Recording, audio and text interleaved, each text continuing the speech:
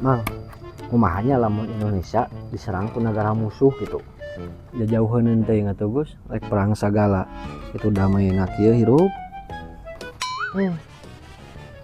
Amang mah apana ayeuna teh geus jelas mangnya Indonesia teh jeung negara Amerika teh geus kieu, geus besti jeung Uncle Trump teh.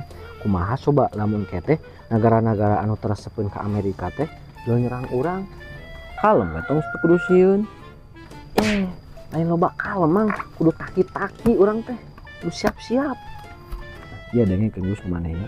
Lamun Indonesia diserang di daratnya, suguhan we MBG. Itu satu asup akal diberi MBG. Heeh atuh urang suguhan. Kamari sote nya loba siswa nu ngajar ungkel. Paleta latihan.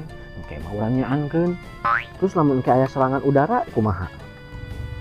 Lamun aya serangan udara, kalem we aya tim gentengnisasi. Aman.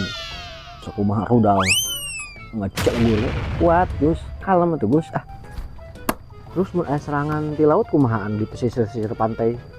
Tah lamun eta mah urang nyumput we ka leuweung. Itu ari aman. Apana leuweung oge geus gundul di pelakan sawit.